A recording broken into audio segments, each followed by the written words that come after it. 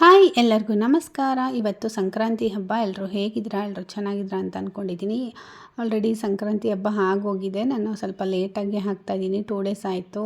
Vlog ಎಲ್ಲ edit ಮಾಡಿ ಹಾಕಬೇಕಲ್ವ, so ಹಾಗಾಗಿ ಸ್ವಲ್ಪ ಲೇಟಾಗಿದೆ. ಬೆಳಗ್ಗೆ ಎದ್ದ ತಕ್ಷಣವೇ ಕಸ ಗುಡಿಸಿ ಬಾಗಿಲೆಲ್ಲ ಒರೆಸ್ಬಿಟ್ಟು ರಂಗೋಲಿನ ಹಾಕ್ತಾಯಿದ್ದೀನಿ.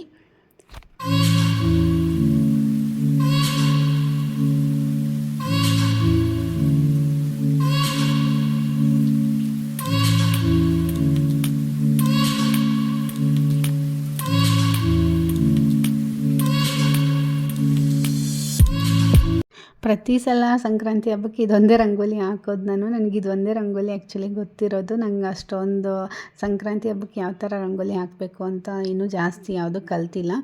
ಚಿಕ್ಕವಳಿದ್ದಾಗೇನೋ ಕಲ್ತಿದ್ದು, ಅದು ಒಂದೇ ನನಗೆ ಗೊತ್ತು. ಆ್ಯಕ್ಚುಲಿ ಬೇರೆದೆಲ್ಲ ನನಗೆ ಕಷ್ಟ ಅಂತ ಅನಿಸ್ಬಿಡುತ್ತೆ ಬೇರೆದೇನಾದರೂ ಹಾಕೋಕ್ಕೋದ್ರೆ. ಅದಕ್ಕೆ ಬೇಗ ಬೇಗ ಇದು ಈಸಿಯಾಗಿ ಆಗಿಬಿಡುತ್ತಲ್ಲ ಅಂತ ಇದನ್ನೇ ಹಾಕಿದ್ದೀನಿ. ಹೆಂಗೆ ಕಾಣ್ತಾ ಇದೆ ಹೇಳಿ.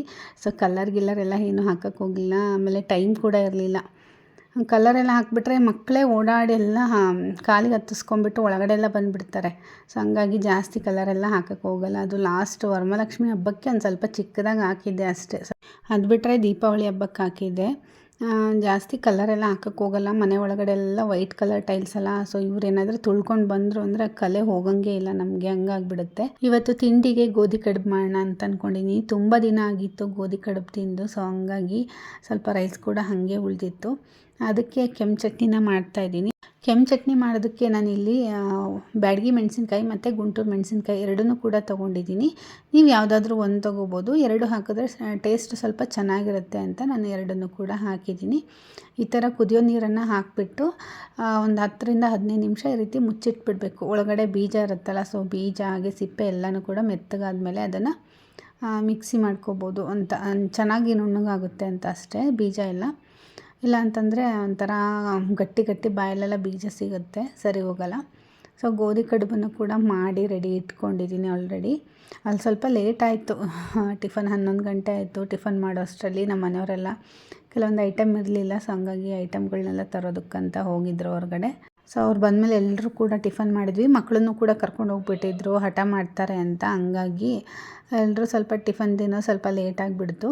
ಸೊ ಅದಾದಮೇಲೆ ಎಡೆಗೇನಾದರೂ ಪ್ರಸಾದ ಮಾಡಬೇಕಲ್ವ. ಸೊ ಸ್ವೀಟ್ ಪೊಂಗಲೇ ಆಲ್ಮೋಸ್ಟ್ ಎಲ್ಲರೂ ಮಾಡೋದು ಇವತ್ತಿನ ದಿನ. ನಾನು ಕೂಡ ವರ್ಷಕ್ಕೊಂದೇ ಸಲ ಸ್ವೀಟ್ ಪೊಂಗಲ್ ಮಾಡೋದು. ಮಧ್ಯದಲ್ಲಿ ನಾರ್ಮಲಾಗಿ ಖಾರ ಪೊಂಗಲ್ ಮಾಡ್ತಾನೆ ಇರ್ತೀವಿ. ಹಾಗಾಗಿ ಇವತ್ತು ಸ್ವೀಟ್ ಪೊಂಗಲ್ ಮಾಡ್ತಾಯಿದ್ದೀನಿ. 1 ಕಪ್ಪಷ್ಟು ಹೆಸರುಬೇಳೆನ ತೊಗೊಂಡಿದ್ದೀನಿ. 1-1.5 ಕಪ್ಪಷ್ಟು ತೊಗೊಂಡಿದ್ದೀನಿ. ಅದನ್ನು ಚೆನ್ನಾಗಿ ತುಪ್ಪದಲ್ಲಿ ಹುರ್ಕೋಬೇಕಾಗುತ್ತೆ.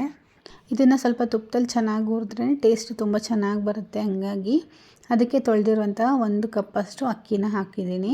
ಅದನ್ನು ಕೂಡ ಒಂದು ಸ್ವಲ್ಪ ನೀಟಾಗಿ ಈ ಥರ ಫ್ರೈ ಮಾಡ್ಕೋಬೇಕು. ಅಕ್ಕಿನೂ ಕೂಡ ಚೆನ್ನಾಗಿ ಫ್ರೈ ಮಾಡೋದ್ರಿಂದ ಒಂದೊಳ್ಳೆ ಟೇಸ್ಟ್ ಬರುತ್ತೆ ಪಾಯಸಕ್ಕೆ. ಸೊ ಹಾಗಾಗಿ ಅದಾದಮೇಲೆ ಹಾಲಾದರೂ ಹಾಕ್ಬೋದು, ಇಲ್ಲಾಂದರೆ ನೀರಾದರೂ ಹಾಕ್ಬೋದು. ಸೊ ಹಾಲು ಸ್ವಲ್ಪ ಕುಕ್ಕರಲ್ಲೆಲ್ಲ ಉಪ್ಪು ಬಂದುಬಿಡುತ್ತೆ. ಸೊ ಹಾಗಾಗಿ ಸ್ವಲ್ಪ ನೀರನ್ನು ಹಾಕ್ತಾಯಿದ್ದೀನಿ ನಾನು. ಹಾಲು ಹಾಕೋಂಗಿದ್ರೆ ಹಾಲು ಹಾಕ್ಬೋದು. ಪಾತ್ರೆಯಲ್ಲಿ ಮಾಡೋರು ಹಾಲಲ್ಲಿ ಮಾಡಿದ್ರೆ ಇನ್ನೂ ಚೆನ್ನಾಗಿರುತ್ತದು. ಹಾಗೆ ಒಣ ಕೊಬ್ಬರಿನ ಹಾಕ್ತಾಯಿದ್ದೀನಿ. ಅದ್ರ ಜೊತೆಗೆ ಸ್ವಲ್ಪ ಏಲಕ್ಕಿನ ಕೂಡ ಹಾಕಿ ಸ್ವಲ್ಪ ನೀರನ್ನು ಹಾಕಿ ಪೇಸ್ಟನ್ನು ಮಾಡ್ಕೋಬೇಕು. ನೆಕ್ಸ್ಟು ಒಂದು ಪಾತ್ರೆಗೆ ದ್ರಾಕ್ಷಿ ಗೋಡಂಬಿ ಎಲ್ಲ ಹಾಕ್ಬಿಟ್ಟು ಚೆನ್ನಾಗಿ ಹುರ್ಕೊತಾ ಇದ್ದೀನಿ ತುಪ್ಪದಲ್ಲಿ. ಅದಾದಮೇಲೆ ನಾವು ಬೇಯಿಸಿಟ್ಕೊಂಡಿರೋಂತಹ ರೈಸು ಮತ್ತು ದಾಲ್ನ ಎರಡನ್ನೂ ಹಾಕಿಬಿಟ್ಟು ಚೆನ್ನಾಗಿ ಮಿಕ್ಸ್ ಮಾಡಬೇಕು. ಅದಾದಮೇಲೆ ನಾನು ಇಲ್ಲಿ ಬೆಲ್ಲನ ಹಾಕ್ಕೊತಾ ಇದ್ದೀನಿ. ನಿಮ್ಗೆ ಎಷ್ಟು ಸ್ವೀಟ್ ಬೇಕೋ ಅಷ್ಟು ಬೆಲ್ಲನ ಹಾಕ್ಬಿಟ್ಟು ಚೆನ್ನಾಗಿ ಮಿಕ್ಸ್ ಮಾಡಿ ಕುದಿಸ್ಬೇಕು. ಹಾಗೆ ರುಬ್ಬಿಟ್ಕೊಂಡಿರೋಂಥ ತೆಂಗಿನಕಾಯಿನ ಕೂಡ ಅದಕ್ಕೆ ಹಾಕಿ ಮಿಕ್ಸ್ ಮಾಡ್ತಾಯಿದ್ದೀನಿ. ತುಂಬಾ ಟೇಸ್ಟ್ ಚೆನ್ನಾಗಿರುತ್ತೆ ತೆಂಗಿನಕಾಯಿನ ಈ ರೀತಿ ರುಬ್ಬಿಟ್ಟು ಹಾಕೋದ್ರಿಂದ. ಅದು ಒಣದಾದರೂ ಅಷ್ಟೇ, ಹಸಿದಾದರೂ ಹಾಕ್ಬೋದು. ನಾನಿಲ್ಲಿ ಒಣ ತೆಂಗಿನಕಾಯಿನ ಹಾಕಿದ್ದೀನಿ. ಟೇಸ್ಟ್ ಒಂದು ಸ್ವಲ್ಪ ಚೆನ್ನಾಗಿರುತ್ತೆ. ಸೊ ಹಾಗಾಗಿ ಹಾಕಿ ಕುದಿಸಿ ಎತ್ತಿಟ್ಟಿದ್ದೀನಿ. ಹಾಗೆ ಜೊತೆಗೆ ಸ್ವಲ್ಪ ಕೋಸಂಬರಿನ ಮಾಡೋಣ ಅಂತ ಅಂದ್ಕೊಂಡಿದ್ದೀನಿ. ಹೆಸರು ಕಾಳೆಲ್ಲ ಮೊಳಕೆ ಕಟ್ಟಿದ್ನಲ್ವ, ಸೊ ಅದೇ ಇತ್ತು. ಸೊ ಅದಕ್ಕೇ ಸ್ವಲ್ಪ ಸಲಾಡ್ ಥರ ಆಗುತ್ತೆ ಅಂತ ಕೊಬ್ಬರಿ ಮತ್ತು ಕ್ಯಾರೆಟು ಸೌತೆಕಾಯಿ ಎಲ್ಲ ಹಾಕಿಬಿಟ್ಟು ಅದನ್ನೇ ಕೋಸಂಬರಿ ಥರ ಮಾಡ್ತಾಯಿದ್ದೀನಿ. ಅದಕ್ಕೆ ಸ್ವಲ್ಪ ಒಗ್ಗರಣೆ ಹಾಕಿದ್ದೀನಿ. ಹಸಿಮೆಣಸಿನ್ಕಾಯಿ ಹಸಿ ತಿನ್ನೋಕ್ಕಾಗಲ್ವಲ್ಲ, ಸೊ ಹಾಗಾಗಿ. ಹಾಗೆ ನನ್ನ ಹಸ್ಬೆಂಡಿಗೆ ಪೂಜೆ ಮಾಡೋದಕ್ಕೆ ಹೇಳಿದ್ದೆ. ಅವ್ರದ್ದು ಪೂಜೆ ಎಲ್ಲ ಆಯಿತು. ಕೊನೆಗೆಲ್ಲ ಎಡೆ ಮಾಡಬೇಕಲ್ವ, ಸೊ ಹಾಗಾಗಿ ಕಬ್ಬು, ಎಳ್ಳು, ಬೆಲ್ಲ, ಗೆಣಸು, ಬೇಯಿಸಿರುವಂಥ ಹಸಿ ಶೇಂಗಾ ಹಾಗೆ ಸ್ವೀಟ್ ಪೊಂಗಲ್ ಇದಿಷ್ಟನ್ನು ಕೂಡ ಪ್ರಸಾದಕ್ಕೆ ಅಂತಂದು ಎಡೆಗೆ ರೆಡಿ ಮಾಡಿ ಇಟ್ಟಿದ್ದೀನಿ. ಹಪ್ಪಳ ಬಜ್ಜಿ ಎಲ್ಲ ಏನು ಮಾಡೋದಕ್ಕೆ ಹೋಗಲಿಲ್ಲ. ಮಜ್ಜಿಗೆ ಮೆಣಸಿನ್ಕಾಯಿ ಇತ್ತು, ಸೊ ಅದನ್ನು ಫ್ರೈ ಮಾಡ್ತಾಯಿದ್ದೀನಿ. ಸೊ ಪೂಜೆನೂ ಆಯಿತು, ಹಂಗೆ ಎಡೆನೂ ಕೂಡ ಆಯಿತು. ಹಾಗೆ ಊಟಕ್ಕೆ ಪಾಯಸ, ಕೋಸಂಬರಿ, ಮಜ್ಜಿಗೆ ಮೆಣಸಿನ್ಕಾಯಿ, ರೈಸು, ಸಾಂಬಾರು ಕೂಡ ಮಾಡಿದ್ದೆ. ಹಾಗೆ ಊಟ ಎಲ್ಲ ಆದಮೇಲೆ ಎಳ್ಳು ಬೆಲ್ಲನೂ ಕೂಡ ಎಲ್ಲ ಪ್ಯಾಕ್ ಮಾಡಿ ಇಡೋಣ ಅಂತಂದು ಪ್ಯಾಕ್ ಮಾಡ್ತಾ ಇದ್ದೆ.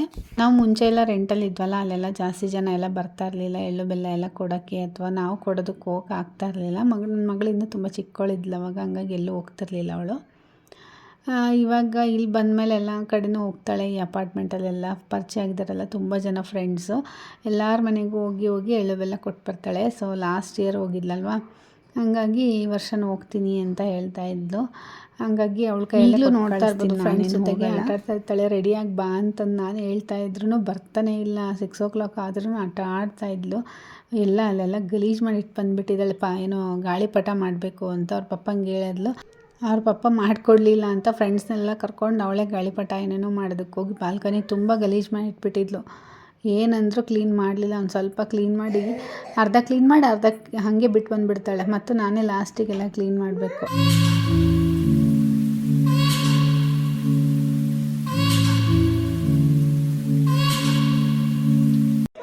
ಡ್ರೆಸ್ ಹಾಕಿ ರೆಡಿ ಮಾಡಿ ಕಳಿಸ್ತಿದ್ದೀನಿ ಅವಳಿಗೆ. ಹೇರ್ ಸ್ಟೈಲ್ ಈ ಥರ ಮಾಡಿದ್ದೀನಿ. ಸೊ ಅಷ್ಟು ಕ್ಲಿಯರಾಗಿ ಬಂದಿಲ್ಲ ನನಗೆ. ಸಿಂಪಲಾಗಿ ಯಾವಾಗಾದರೂ ಒಂದೊಂದ್ಸಲ ಹಾಕ್ತಾ ಇರ್ತೀನಿ. ಇವಳು ಕೂದಲಿನೂ ಚಿಕ್ಕದಲ್ಲ, ಕರೆಕ್ಟಾಗಿ ಬರಲ್ಲ. ಸೊ ಪರವಾಗಿಲ್ಲ, ಚೆನ್ನಾಗಿ ಕಾಣ್ತಾ ಇತ್ತು ಹೇರ್ ಸ್ಟೈಲು.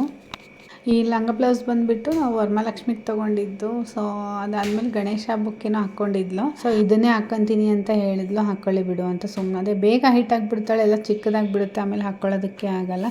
ಎಲ್ಲ ಫ್ರೆಂಡ್ಸ್ನೆಲ್ಲ ಕರ್ಕೊಂಡು ಹೋದ್ಲು ಇವಾಗ ಎಲ್ಲರಿಗೂ ಎಳ್ಳು ಬೆಲ್ಲ ಕೊಟ್ಟು ಬರ್ತೀನಿ ಅಂತ. ಸೊ ಇವತ್ತಿನ ವ್ಲಾಗ್ ಇಷ್ಟೇ. ಇವತ್ತಿನ ವ್ಲಾಗ್ ನಿಮ್ಗೆ ಏನಾದರೂ ಇಷ್ಟ ಆಗಿದ್ರೆ ಲೈಕ್, ಶೇರ್, ಕಮೆಂಟ್ ಮಾಡಿ. ನಮ್ಮ ಚಾನಲ್ನ ಇನ್ನೂ ಯಾರೆಲ್ಲ ಸಬ್ಸ್ಕ್ರೈಬ್ ಮಾಡಿಲ್ಲ, ಸಬ್ಸ್ಕ್ರೈಬ್ ಮಾಡಿ. Thank you.